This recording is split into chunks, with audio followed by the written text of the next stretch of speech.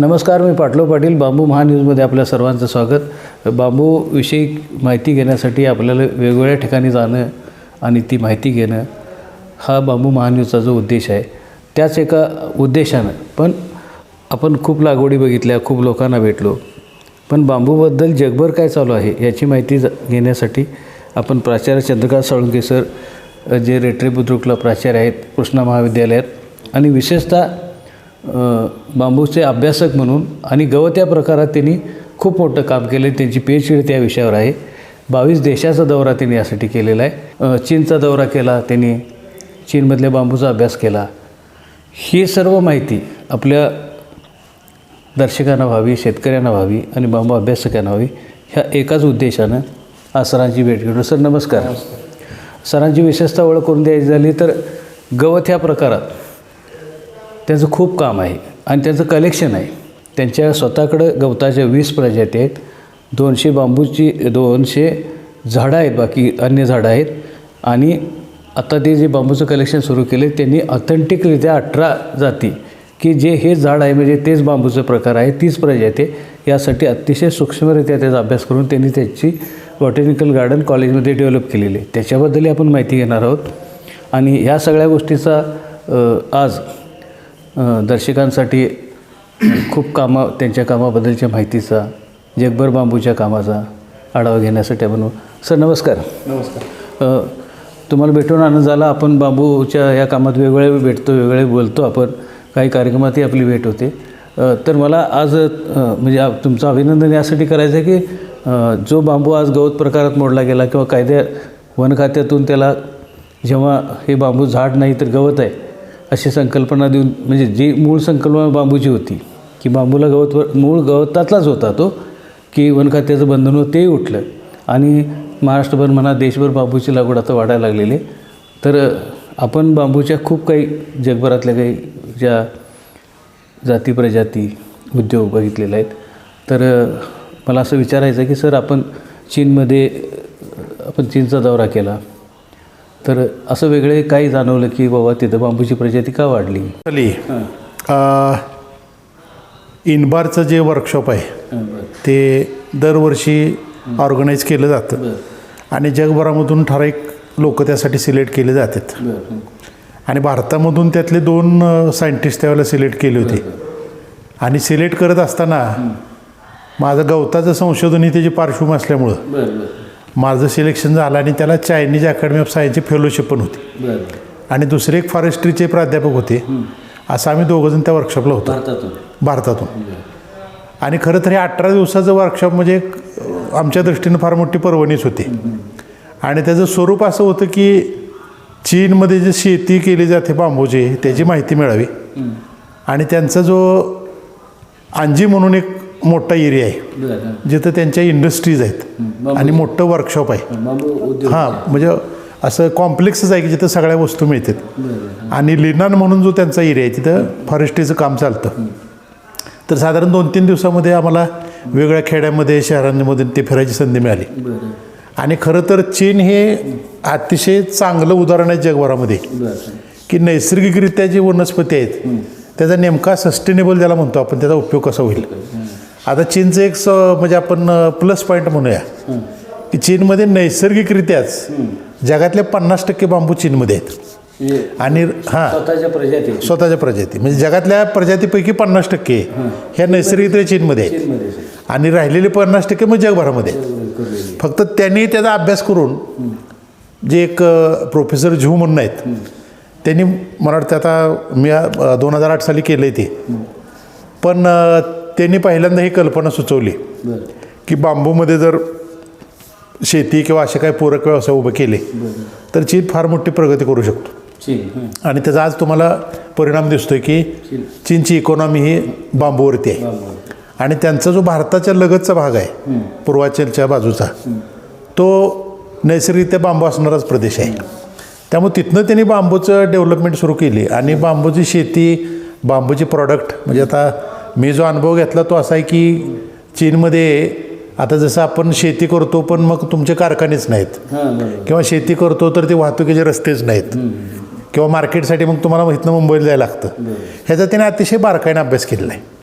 आणि त्यांनी बांबू तुम्ही कट केल्यानंतर तो मेन रोडला कसा येईल, त्याच्या गाड्या कशा असतील, बांबूचे जसं आपण त्याला मंडई म्हणतोय तसे बाजार कुठं असतील, हे शेतकऱ्यांना पूरक कसं होईल, शेतकऱ्यांच्या ठराविक अंतरामध्ये कसं मिळेल, असं ते त्यांनी पूर्ण अभ्यास करून ते तयार केलं आहे. जवळ पाहिजे ते, हां, ते डेव्हलप केलं त्यांनी. आणि त्याचा परिणाम दिसतोय आपल्याला आज की ते जगाच्या पुढे आहेत. आणि सगळ्या इंडस्ट्री जे काही बांबूला आवश्यक असेल ते पहिल्यांदा इन्फ्रास्ट्रक्चर त्यांनी उभं केलं आहे. आता तुम्ही आपण जे म्हणालात ना की ज्यांनी चीनला सुचवलं, हो हो, देशाला सुचवलं, त्याच्याबद्दल काही थोडीशी माहिती. आता ते म्हणजे बांबूवरती संशोधकच होते आणि नैसर्गिक त्या बांबू असल्यामुळं त्यांनी ते शासनाला त्यावेळेला प्रपोजल दिलं होतं. आणि चीनची पॉलिसी कशी आहे की आपल्यालाही माहिती आहे की चीनमध्ये हे लाल फितेचा कारभार अजिबात नसतो. एकदा तुम्ही प्रपोजल केलं आणि सेंट्रल गव्हर्नमेंट सँक्शन झालं की दुसऱ्या दिवशीपासून त्याचं कामच सुरू होतं. आणि ते ॲक्च्युली ते काम सुरू झालं. आणि इनबारचं जे वर्कशॉप आहे, म्हणजे आता मी 2008ला गेलो होतो, हां, नेटवर्क आहे ते इनबारचं, त्यांचं ऑफिस बीजिंगमध्ये आहे. आणि ह्या रिजनमध्ये सगळं ते वर्कशॉप चालतं. आजही ती वर्कशॉप सुरू आहे, फक्त आता कोरोनामध्ये 2 वर्ष झालेलं नाही. आणि त्याला आपण सुद्धा अप्लाय करू शकतो, वयाची वगैरे काही त्याला अट नाही. आणि ते तिथली सगळी लोकल म्हणजे तिथली सोय करतात आणि विमानाचं तिकीट वगैरे तुम्हाला द्यायला लागतं. पण मला ते सुद्धा फेलोशिप त्यावेळेला मला मिळालेली होती. आणि ते जे गृहस्थ आहेत त्यांना चीनचा एक सर्वोच्च पुरस्कार दिला, कारण त्यांनी एवढं मोठं काम केलं, एक आदर्शच निर्माण केला.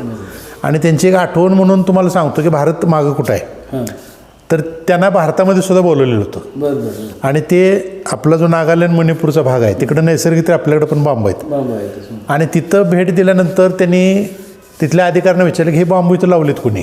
तर त्यांच्या प्रश्न लक्षात आला नाही की त्यांनी सांगितलं हे आमचं कल्टिवेशन चालू आहे. म्हणले तुम्ही कधीच यशस्वी होणार नाही. मग त्या लोकांनी परत विचारलं कारण काय, म्हणले हे बांबू इथं येणारच नाही. म्हणजे तुम्ही लावताना हे नैसर्गिकरित्या तुम्ही काय अभ्यासच केलेला नाही. आणि म्हणजे सुचवलंय कुणी, तर अमक्या माणसानं सुचवलं. ते कुठं आहेत, तर ते अजून आलेच नाहीत म्हणजे इकडं. म्हणजे जो माणूस तिकडं व्हिजिटच केलेलं नाही त्याने ते रिजन सुचवले. आणि त्याचं फेल्युअर तुम्हाला आज दिसतंय की आपल्या पॉलिसी फेल्युअर का जातात. आणि चीनमध्ये मी बघितलं, आता चीनमध्ये कसं आहे, हे शेती हे शासनाच्या मालकीची आहे. म्हणजे तुमच्या मुलाला वगैरे असेल तर त्या सगळ्या प्रोसेसमधून जायला लागतं. आणि एकदा समजा त्यांनी डोंगर दिला तर तो सगळं बांबूचंच कल्टिवेशन आहे.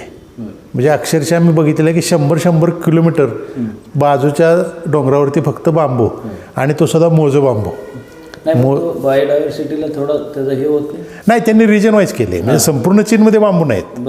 जिथं नैसर्गिकरित्या मिळतोय तिथं त्यांनी बांबू लावलेत. आता आपल्याकडे जे वनीकरण आहे ते तोच प्रकार आहे. म्हणजे आता तुम्ही सोबाबळी लावून ठेवलेच की ग्लिरिसिडिया, त्यावेळेला आपण तरी कुठं विचार केला आहे. आता त्यांनी निदान त्याची शेती तरी केली आहे. आणि त्याचं मग खत पाणी असेल, स्प्रे असेल, अगदी प्रत्येक बांबूवरती चीन भाषेमध्ये मार्किंग केलेलं असते. म्हणजे फार काळजी घेते ते. आणि दुसरं एक त्याचा फायदा असा आहे की तो जो बांबू आहे तसा बांबू भारतामध्ये नाही. सॉफ्ट आहे नाही, एकच येतो. म्हणजे आम्ही सिम्पोडियल मोनोपोडियल ज्याला म्हणतो, बेट तयार होत नाही. एक बेट येतं, एक कोंब येतो, थोडा एक अंतरावरती दुसरा कोंब येतो. त्यामुळे हार्वेस्टिंगला सोपं जातं ते. हां, आपल्याकडे नाहीच आहे तसला बांबू. त्यामुळे ती बेचरं ज्याला म्हणतो आपण, क्लम्प, तो बांबू मोजो नाही. आणि मोजो बांबू त्याचं नेचर बघूनच त्यांनी ते सिलेक्ट केलं होतं. आणि त्यांच्याकडे मग ते तोडणीला चांगलं सोपं. आणि त्याची साईज पण फुल साईज असते. पुन्हा त्याचे कोंब खातात. आणि त्या इनबारच्या वर्कशॉपला एक त्यांनी स्लाईड शो होता, त्यांचंच एक प्रेझेंटेशन होतं. त्याच्यामध्ये त्यांनी जसं आपल्याकडे आपण म्हणतोय नारळ कल्पवृक्ष आहे, तसं बांबू कल्पवृक्ष असल्यासारखं त्यांनी खालच्या रायझोमपासून वरच्या पानाच्या शेंड्यापर्यंत उपयोग कसे आहेत आणि त्या इंडस्ट्री कशा आहेत. म्हणजे आता काही इंडस्ट्री आहेत की फक्त रायझोमवरती काम करतात, म्हणजे त्याच्या प्रॉडक्ट बनवतात. काही रायझोमपासून वरचा पार्ट आहे, काय मधला पार्ट आहे, काय अप्पर पार्ट आहे. त्याच्यानंतर तुम्ही ज्या फांद्या तोडता त्याच्या किरसुने तयार होतात, त्या अमेरिकेला जातात. असं त्यांनी कुठलंच ठेवलं नाही. आणि बांबू इंडस्ट्रीमध्ये जे सगळा म्हणजे त्यातला कुठलाही पार्ट वाया जाणार नाही. त्यात सुद्धा आता जो बांबू कट केल्यानंतर ते भुस्सा उडतो, ते भुस्सा कलेक्ट करणारी दुसरी कंपनी आहेत. आणि त्याच्यापासून त्यांनी कोकोपीट जसं आहे तसं त्यांनी तयार केले. आणि त्याच्यापासून गॅनोडार्मा म्हणून जे फंगस आहे ते तयार करण्यासाठी ते मटेरियल वापरतात. गॅनोडार्मापासून कॅन्सरचे औषध तयार होतात. एवढं सगळं केलं असं त्यांची सगळी चेन आहे. म्हणजे तिथंच मग ते भुस्सा गोळा करणारे, तिथंच ते गॅनोडार्माची कंपनी, असं त्यांनी बारकाईने त्याचा अभ्यास केला आहे. म्हणजे कुठलंही वेस्ट जाणार नाही अशा पद्धतीने त्यांचा अभ्यास आहे. आणि त्यांचा फायदा आहे दुसरा म्हणजे लोकसंख्या. लोकसंख्या लोकसंख्या भरपूर आहे, लेबर भरपूर मिळते आणि जे आपल्याकडे अवेलेबल आहे ते म्हणजे आता तुम्ही बघताय की हे मियावाकी फॉरेस्टचं आपल्याकडे आत्ता जोरात फॅड आहे. आपण त्याचा अभ्यास केला आहे का? नाही केलेला. जपानने केलं म्हणून आपण सुरू केले. त्याचा एक अभ्यास जो पाहिजे सूक्ष्म अभ्यास त्याच्यात आपण फलक फॉलो करत राहतो. चीनचं वैशिष्ट्य आहे ते फॉलो करत नाहीत, त्याने प्रत्यक्ष ते अभ्यास केलेला आहे. म्हणजे कुठले एखादी मोहीम घेते वेळी त्यांनी त्याचा सूक्ष्म अभ्यास केलेला आहे, मग अंमलबजावणी केली. त्यामुळे बांबूमध्ये सुद्धा चीनचं हे पुढे नाही आणि ते ऐकणारच नाहीत आपल्याला. म्हणजे त्यांच्या तुम्ही जर ते खेळणी म्हणा किंवा काय आर्टिकल्स बघितले तर त्यांनी काही शिल्लकच ठेवलेलं नाही करायचं. सुपेरियर पण आहे आणि जे ते कमी येतात ना. हो हो, मास प्रोडक्शन असले मास प्रोडक्शन आहे. ते वर्कशॉप जे तुम्ही म्हटलं ना सर, हे जे तुम्ही वर्कशॉप केलं होतं त्याच्यात कोणी कोणी सहभाग घेतला होता? हे कलकत्त्याचं नाही, तो ह्याचा चीनचा. हां, त्याच्यामध्ये देशातून जवळजवळ एक 15 लोक होते. मग त्याच्यामध्ये बांगलादेशचे होते, आफ्रिकन कंट्रीजमध्ये होते, कोलंबियाचे एक मॅडम त्याच्यामध्ये येतात. आता ते बांबूवरती चांगलं काम करतात आणि त्यांनी एक रिसोर्स पर्सन म्हणून तिथल्या लोकांची व्याख्यान असायची आणि त्याचं स्वरूपच असं होतं की अगदी खेड्यामध्ये सुद्धा ते न्यायचे आणि ते सगळं फिरून इंडस्ट्री दाखवायचे. म्हणजे आता असं नाही की तुम्हाला फक्त हायफायच दाखवतात, म्हणजे त्यांनी तो असा रूटच फिक्स केलेला आहे की सगळं तुम्हाला ते त्यांची इंडस्ट्री बघता यावी. म्हणजे तुम्ही सगळी माहिती हां, शेती बघता यावी, आर्टिकल बघता यावेत, कंपनीत काय काम चालते. आणि आता समजा झाडूची कंपनी आहे तर ते काही टेबल लॅम्पसारखे आर्टिकल आहेत सगळे. आणि त्याचं मार्केट म्हणजे ते अंजीचं सेंटर, म्हणजे जसं आपलं स्टेडियम असतं तसे एक चांगले 10-20 स्टेडियम बसतील अशी तिथं स्पेस आहे. म्हणजे तुम्हाला ते जर सेंटर फिरायचं असेल तर तुम्हाला 5 ते 6 दिवस पाहिजेत. एक सेंटर तेवढंच. ते अंजी म्हणजे मोठं सेंटर सगळ्यात. आत्ता त्यांनी मला वाटतं पुढच्या महिन्यामध्येच तिथं व्हर्च्युअल टूर आहे, म्हणजे तुम्ही रजिस्ट्रेशन करू शकता ऑनलाईन अंजी टूरमध्ये. आणि आता कसं आहे की वस्तू त्यांच्या प्रॉडक्ट पण त्यांचं, तुमच्या लेबर त्यांचाच, त्यामुळे बार्गेनिंगचा प्रकार फार, म्हणजे तुमचे जसं आपण बी बघतो चायना म्हणलं की 100 रुपयाची वस्तू 10 मागायची, तो प्रकार तिथं आहे. पण त्यांचं कष्ट त्याच्या मागं आहे. म्हणजे त्यांनी आता उभा केलं आहे ते काय बोगसगिरी असं नाही. आता आपल्याकडे चायनाचा माल येतोय तो वेगळ्या अँगलमधून येतोय, पण त्या वस्तू टिकाऊ आहेत. म्हणजे ते बोगस वस्तू तिथं अजिबात विकल्या जात नाही. म्हणजे एकूणच कसं झालं की आपण भारत चीन असं म्हणण्यापेक्षा बांबूमध्ये जे व्हॅल्यू ॲडिशन व्हायला पाहिजे, हो हो, ते चायनानं काय केलं पॅटर्न तो समजून घ्यायला पाहिजे. म्हणजे ते बांबू हे त्याचं मूर्तिमंत उदाहरणच आहे. आता कसं झालं सर, आता ज्या लागवडी सुरू आहेत सर आपल्याकडे हां, म्हणजे काही स्पेशीज बाबा ही अगरबत्तीसाठी चालते, काही वजनाची आहे. पण आता कसं झालं की थोडी लागवड वाढायला लागली, पण इंडस्ट्री अजून येऊ नाही घातली. तेच आता मी चायनाचं उदाहरण कशासाठी दिले की इंडस्ट्री शेती एकाच वेळेला उभी राहिली. आता तुम्ही म्हणणार म्हणजे आता कसं झालं की आता काही प्लॉट हार्वेस्टिंगला आलेले, मार्केट नाही किंवा ते पुढं काय करायचं त्याचं, म्हणजे लार्ज स्केलमध्ये त्याचं नाही. आपल्याकडे तसंच होते. आता आपण नॅशनल बांबू मिशन वगैरे आता पूर्वीपासून त्या बांबू मिशनची स्थापना आहे, पण नेमकं किती फंड आले, कसे युटिलाइज झाले. आणि मागं आपण वर्कशॉपला होतो एका, त्यावेळेला हा विषय आला होता की फॉरेस्टच्या अधिकाऱ्यांनी त्यांच्यात विचारले की गुजरातला पैसे जास्त दिले ना आम्हाला कमी का दिले. आणि मी त्यावेळेला त्या साहेबांनी सजेस्ट केलं होतं की ज्या रिजनमध्ये बांबू येऊच शकत नाही तिथं डिस्ट्रीब्युशनचा प्रश्न कुठे येतो. म्हणजे हे फंड असे नाहीत की सगळ्याला समान द्या, जिथं नैसर्गिक वाढते त्यांनाच जास्त फंड पाहिजेत. ते दुर्दैवानं आपल्याकडे होत नाही. म्हणजे आता तो त्यांचा जो एरिया आहे ते त्यांनी कॉन्सन्ट्रेट करूनच फंड तिथं युटिलाइज केले आहेत. आता ते असं नाही की तुम्ही सगळ्या चीनमध्ये बांबू लावा, त्यांनी ती पॉलिसी ठेवलेलीच नाही. आणि त्यामुळे त्यांचं सक्सेस त्याच्यामध्ये. म्हणजे आपल्याकडे सुद्धा असा अभ्यास व्हायला पाहिजे असं म्हणते. नाही, आता मी स्वतः अनुभवलेलं आहे की झाडं लावायच्या वेळेला तुम्हाला म्हणताय त्याच्यामध्ये महाबळेश्वरचा पण अंतर्भाव असतो. हां, म्हणजे सातारा जिल्ह्यामध्ये दहिवडीला पण लावा आणि महाबळेश्वरला पण लावा, कारण सगळी गावं मोजतोय आपण. महाबळेश्वरला झाडं लावायची गरज काय, मग त्यांनाही फंड जाते झाडं लावायसाठी. जिथं आहे तिथं पण हां, तिथं पण लावायचे, कारण आता गरज नसताना मग तुम्ही आली स्कीम पैशाने म्हणून लावून मोकळं होणार. बांबूचंही तसंच आहे. आणि आता तुमचा माझा अनुभव तोच आहे की आत्ता आपण जर म्हणलं की आम्हाला एक 100 बांबू लावायची इच्छा आहे, पहिली आपली अडचण काय की तो 100 बांबू देणार कोण, आम्हाला देणार कोण, नावासहित नाही देणार कोण. आणि नाही त्याची जात प्रजात कशी ठरवायची. आता मी एक गवताचा अभ्यासक आहे. आमचं गवताचं स्कूल म्हणून ओळखलं जातं शिवाजी युनिव्हर्सिटीतलं सेंटर, म्हणजे कदाचित जगातलं सुद्धा. आमची पुस्तकं आता क्यूला फॉलो केली जातात आयडेंटिफिकेशनला, पण आम्ही बांबूला कधी हात घातला नाही, कारण आमच्या मर्यादा होत्या की ते ओळखायचं कसं नेमकं, आणि हे पूर्वीपासून आहे. आता काही ठिकाणी असंच बांबू सेटअप चालू आहे, म्हणजे आम्ही प्रयत्न करतोय, काही लोकांनी आधी केलेला आहे, म्हणजे अमरावतीला गार्डन झालं, पण ते कसं होतं गार्डन झालं, आता आपण गेलो तर तिथं त्याची प्रजाती मिळत नाही मिळत, म्हणजे ती कसं गव्हर्नमेंटचं असल्यामुळे मिळत नाही.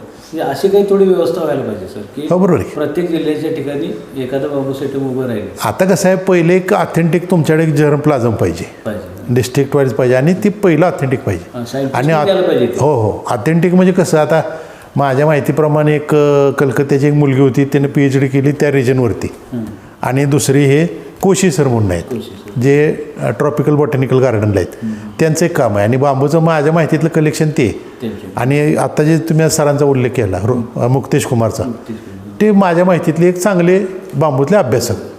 पण त्यांनीसुद्धा तुम्ही आता असं बांबूचं हे दिलं आहे आणि नाव सांगितलं असं होत नाही, त्यामुळे तो एक अभ्यास लागतोच. म्हणजे एवढा अभ्यास करून सुद्धा, म्हणजे आता मला सुद्धा तुम्ही गवत आणून दिलं तर मी म्हणणार ह्याची फुलं घेऊन या, फुलं झाल्यानंतर मी कन्फर्म सांगणार, कारण कीच जर फुलावरती असली तर पुढे जाता येत नाही. आणि बांबूचं फ्लॉवरिंग पिरियड खूप मोठा आहे, 20 वर्ष 40 वर्ष 60 वर्ष, त्यामुळे ती एक त्यातली मोठी अडचण आहे.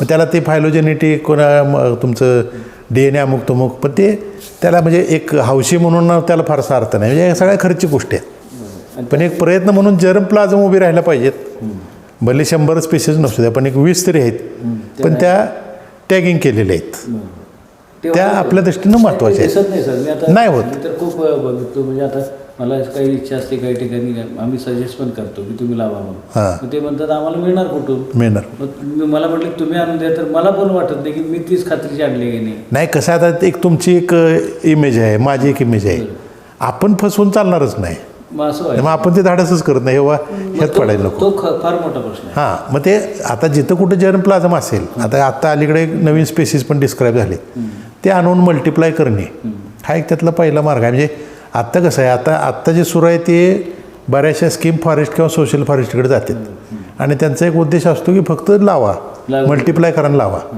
त्यातनं हे साध्य होत नाही. हे बॉटनीचे जे अभ्यासक आहेत, गवताचे अभ्यासक आहेत, त्यांची मदत घेऊन पहिल्यांदा तुम्ही जर्म प्लाझम आयडेंटिफाय केलं पाहिजे. नाही, आणि मला कसं वाटायला सर, आता तुम्ही गवताचा अभ्यास केलेला आहे, गवतातलंच बांबू आहे, आज आता ही पूर परिस्थिती वगैरे जी व्हायला लागली किंवा काही आता डोंगराचे काही भाग हो खचायला लागले, बरोबर, तर ह्यासाठी काही बांबूचा उपयोग, आणि गवत हो मला असं म्हणायचं की गवत आणि बांबू असं एकत्र करता येते. गवत आणि बांबू एकत्र करतं. फक्त कसं आहे, तुम्ही जर क्लोज प्लांटेशन केलं तर त्याचा उपयोग होणार नाही. म्हणजे आता बांबू जर आपण बघितलं नैसर्गिकरित्या, तर बांबू खाली काहीच येत नाही. म्हणजे आता आपण शेतकऱ्यांना आवाहन करतो की बांबूची हे करा, पण त्यांना माहिती आहे ह्याच्या खाली काही येणार नाही, त्यामुळे ते बांधावर सुद्धा लावत नाही. पहिला 2 वर्ष येतात. हां, मग ते ठराविक आज जसं आता तुम्ही समजा पश्चिम घाटामध्ये गेला तर तिथं नैसर्गिक त्या बांबू आहेतच, तो आहेच, तिथं दुसरं पीक नाही. ते जर पॅटर्न बघितलं तुम्ही, तशा पद्धतीनेच तुम्हाला प्लांटेशन करावं लागेल. मग आता वाळा असेल किंवा बरीचशी गवतं जी पेरिनियल आहेत, ते गवतं माती धरायचं काम करतातच. नाही, आता कसं व्हायला तर बघ, आता जनरली असं बघायला की जे काही प्लांटेशन म्हणा किंवा काही लागवडी व्हायल्यात किंवा काही कामं व्हायला लागल्यात घाटामधल्या, म्हणजे पश्चिम घाटामधल्या काही भराव, म्हणजे भरावचा थोडासा भाग काढायचा JCB वगैरे, पण तो कसं नंतर ढासळतोच. नाही, ते एकदा तुमची सॉईल लूज झाली ती आणि वरचं टॉप कव्हर गेलं. आता ह्या अलीकडच्या घटना घडायला लागल्या, जी सॉईल हे केली गेलेली आहे, आता समजा कुठे ढासळलं नाही, पण पुढे भविष्यात ढासळू ढासळू शकतं. नाही, ढासळू नाही म्हणून काय करता येईल, तेच बांबूचं किंवा मग ग्रासेचं तुम्हाला प्लांटेशन करायला लागेल. म्हणजे आता त्यातल्या त्यात वाळ्याचं जर बघितलं तुम्ही, आणि वाळ्याचे प्रयोग ऑलरेडी फिलिपिन्स वगैरे केलेलेच आहेत. म्हणजे आता जिथं तुम्ही हे पाट तयार करताय, हे कॅनल्स, ते तर कॅनलच्या साईडला रेल्वेच्या बाजूला त्यांनी वाळ्याचे अगदी सक्सेसफुली प्रयोग केले आहेत. म्हणजे किती स्टीप जरी स्लोप असला तर वाळ्याचं चांगलं बेट तयार होतं, घसरत नाही घसरत, माती धरून ठेवतच. आपल्याकडे फारसं नाही सर वाळा, आपल्याकडे तो असा मोठ्या प्रमाणावर प्रयोग झालेला नाही. आता कोकण रेल्वेला त्यांनी एक सजेशन म्हणून केलं होतं, पुढं काय झालं माहीत नाही. आपल्याकडे कसं आहे, 10 वर्ष पॉलिसी असणारा प्रयोगच नाही. ह्या वर्षी पॉलिसी, पुढच्या वर्षी दुसरं झाड दुसरी पॉलिसी, म्हणजे हे जे नियोजन पाहिजे ते. कारण शेवटी कसं आहे, 1-2 वर्षात कुठलं झाड येतच नाही. तुम्हाला रिझल्ट लागायला 10 वर्षाचा तरी कालावधी दिला पाहिजे. म्हणजे दीर्घकालीन हां, आता तुम्ही लावलं तर ते 10 वर्ष टिकलं पाहिजे आणि त्याचा फॉलोअप पण व्हायला पाहिजे. नाही, आता मला यावर्षी म्हणजे आपण TV वर असो किंवा वृत्तपत्रात असो, हा जो जास्त पाऊस झाला सर, हेवी रेनफॉल, त्याच्यामध्ये हे जाणवायला लागलं सर की कुठेतरी कड्याचं संरक्षण व्हायला पाहिजे. हो हो बांबू तर करतोच का, बांबू बरोबरही काही पाहिजे बरोबर पाहिजे. असं वाटायला लागलं. हे म्हणजे जास्त प्रकर्षाने हे जे धरणार आहेत मूळ धरून ठेवणार आता हे कारवीचं जंगल असते वेस्टर्न घाटमध्ये पूर्ण कवरच असतं ते सॉईल प्रोटेक्ट होतीच त्यांना.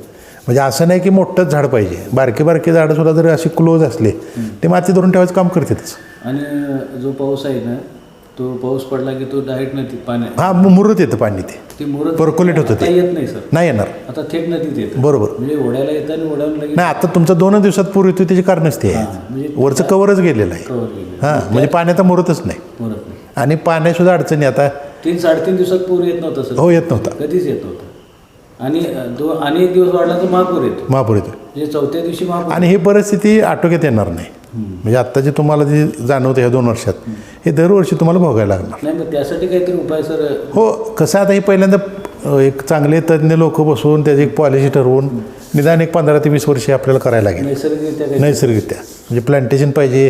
त्यांचा तुमचा जो वरचा अगदी डोंगराच्या टॉपपासून जो एरिया येतो त्याचा सगळा अभ्यास व्हायला पाहिजे. आणि मग यातनं सोल्युशन निघेल. सर्वे व्हायला पाहिजेत. आणि थोडंसं आता ह्या डेव्हलपमेंट ॲक्टिव्हिटीज आहेत आता ह्या थांबायच्या कसा पहिला प्रश्न आहे, कारण कोण तुमचं ऐकणार आहे. त्याचे दुष्परिणाम तुम्हाला म्हणजे वेस्टर्न घाटमध्ये काय झालं तर कन्याकुमारीपर्यंत त्रास होणार असले प्रकार आहेत ते. जिथे जिथे ते कॅचमेंट एरिया पुढे जातील तर सगळ्यांना त्रास होणार. म्हणजे आता पाऊस महाबळेश्वर कोयनेला पडला तरी पाणी सांगलीच घुसणारच आहे. हा येणारच की. मग आता ते आपल्याला वाटतं की आम्हाला का त्रास ते आता तुम्हाला मी सगळ्यालाच होणार.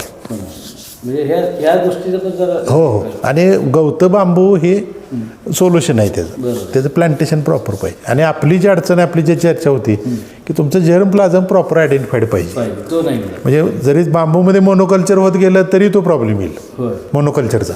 तो पण करता येणार नाही. म्हणजे एकाच वेळेला कदाचित फ्लॉवरिंग येईल, एकाच वेळेला बेटं संपतील. आणि मोठा प्रश्न. हां आणि आता निसर्ग टिकून आहे त्याचं कारण आहे डायव्हर्सिटी सगळ्या प्रकारची. हो. म्हणजे आता मी गार्डनमध्ये बघतोय आमच्या की बरीचशी फुलं जी गार्डनमध्ये आहेत त्याची कुठेही नोंद नाही की ही मधमाशाचं प्लांट आहे. म्हणजे विदेशी आहे ते. म्हणजे आपण विदेशी म्हणून सुद्धा ओरडण्यात अर्थ नाही. तुमच्या दृष्टीने विदेशी आहे. मधमाशीला काय ते खायला मिळालं म्हणजे झालं. ती काय म्हणत नाही. ते बघत नाहीत विदेशी आहे काय ते. त्यांच्या दृष्टीने पुढं महत्त्वाचं आहे. म्हणजे साखळी टिकवण्यासाठी पाहिजेत. आणि बांबूचं आपण बघतोच आता सावली म्हणा कार्बन सिक्वेस्ट्रेशन. म्हणजे बांबू खाली जर तुम्ही एक तासभर बसला तुम्हालाच लक्षात येतं ते की आपण हे होतोय फ्रेश होतोय. हां हो. म्हणजे त्याचा एक इम्पॅक्ट आहेच तो. म्हणजे मग आपल्या भारतामधली सुद्धा काही जर म्हणजे तुम्ही आपण म्हणताय तसं की काही अभ्यास होणं पण गरजेचं आहे. हो हो. अभ्यास झालेलाच नाही. म्हणजे आता माझं एक अभ्यासक म्हणून 4 माणसं 3 किंवा 4च माणसं. हां म्हणजे आता 135 कोटी 4च माणसं निघाली बांबूवर अभ्यास करणारी. तो पण विषय PhD पुरता. पुढं त्यांनी कंटिन्यू केलं की नाही. आता आम्ही कंटिन्यू राहत गेलो. काही आमचे गाईडने आम्हाला मार्गदर्शन केलं त्या फ्लोमध्ये आम्ही राहिलो. तसे नाहीत राहिले लोक. तुम्ही एखादा विद्यार्थी घडवला. हां ते म्हणजे लिगसी आपण म्हणतो वारसा करत पुढं गेलं तर ते राहणार. नाहीतर काय होत नाही. म्हणजे मग यामध्ये सर मला असं वाटतं की शैक्षणिक संस्थांची जबाबदारी आहे. आहेच की. म्हणजे फॉरेस्टमधल्या हो कृषी महाविद्यालयाची मुळात ते अभ्यासक पाहिजेत. अभ्यासकांचं एक चांगलं त्याला योगदान पाहिजे. आणि अभ्यासकांना तुम्ही प्रवृत्त केलं पाहिजे आणि त्यांना फंडिंग पण दिलं पाहिजे. नुसता रिसर्च आता कोणीही करत नाही. आणि आता हे आमचं जे क्षेत्र आहे टॅक्सॉनॉमीचं हळूहळू लोक कमी व्हायला लागली. हां म्हणजे काय विशेषता असते सर टेक्सॉनॉमी? आयडेंटिफाय कोण करतं हे नाही. म्हणजे टेक्सॉनॉमीमध्ये तुम्ही निश्चित ठरवता म्हणजे नवीन जात. हो. आता आम्हाला म्हणजे आमचं नवीन जात. हो हो. की माधवी त्याला नाव. हो हो. म्हणजे हे आयडेंटिफाय करायचं काम टेक्सॉनॉमी. हां ट्रेनिंग होतं आम्हाला. ते ट्रेनिंग आहे किंवा हे प्लांट असलं तर आयडेंटिफाय कसं करायचं, कुठले कॅरेक्टर बघायची. आणि ते जोपर्यंत ऑथेंटिक होत नाही. आता इव्हन फार्मसीचे सुद्धा जे अभ्यासक असतील त्यांना आता कंपल्शन आहे की तुम्ही पहिलं प्लांट आयडेंटिफाय करा ते आणि मग पुढे जावा.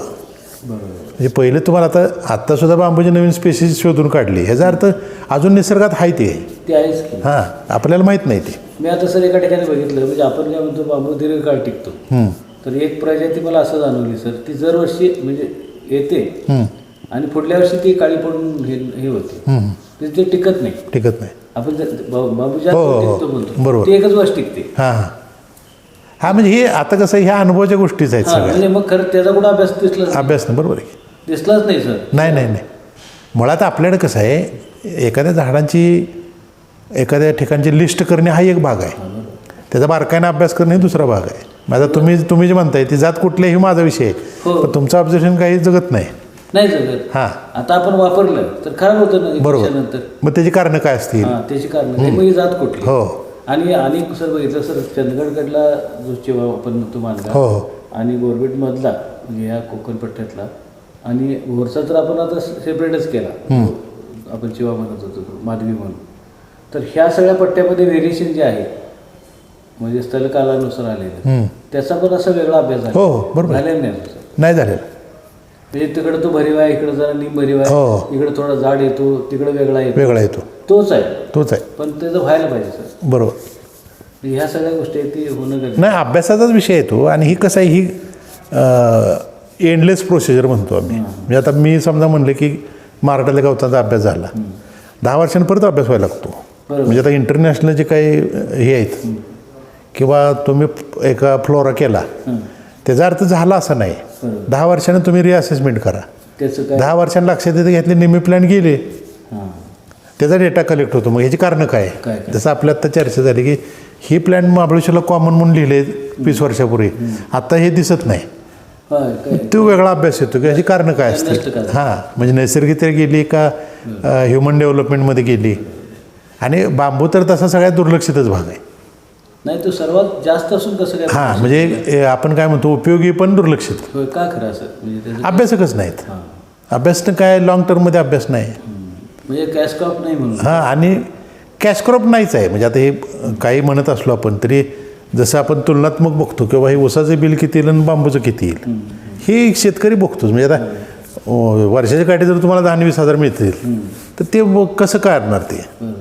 म्हणजे पहिलं तुमचं ते, आणि जोपर्यंत प्रॉडक्टकडे तुम्ही जात नाही तोपर्यंत ते म्हणजे बांबू विकणे हे कुठल्या कारणासाठी विकायचा, त्याचं तेवढी डिमांड तरी पाहिजे.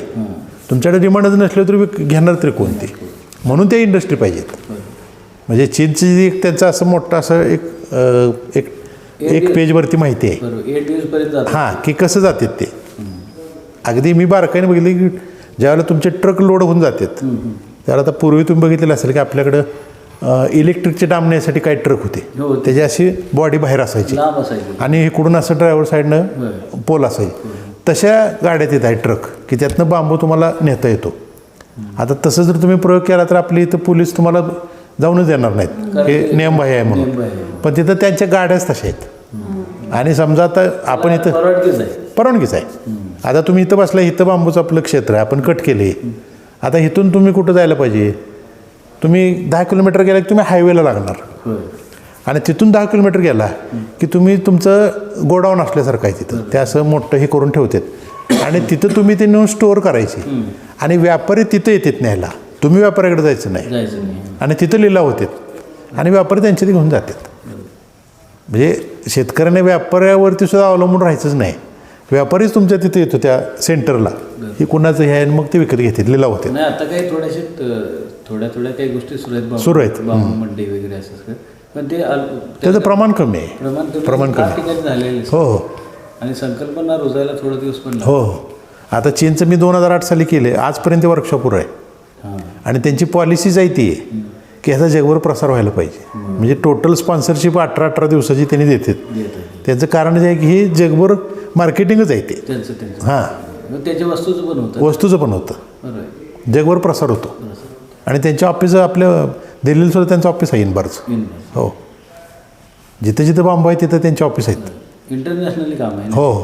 ठीक आहे. आणि मोठं काम आहे. म्हणजे आपल्याकडे तशी काहीतरी संस्था व्हावी किंवा तसं आपल्याकडे संस्था व्हावी, आणि ती माझं स्पष्ट म्हणजे ते गव्हर्नमेंटच्या आधिपत्याखाली नसावी. ऑटोनॉमस असेल. हां, तर त्याचं काहीतरी हे होईल.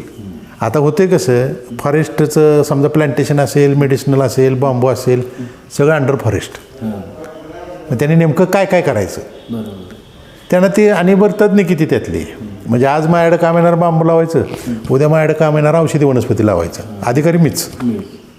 आता माझ्याकडे तुम्ही जर झाडं घेऊन आला गवतं सोडून, तर मी शक्यतो टाळणार तुम्हाला, कारण मी त्यातला एक्सपर्ट नाही. एक्सपर्ट. मग आता हे लोक म्हणजे त्यांना मर्यादा इथंच त्या तुमची खाती बदलली, स्कीम बदलल्या, म्हणजे एक्सपर्टाईज लोकांची संख्या वाढली पाहिजे. वाढली पाहिजे.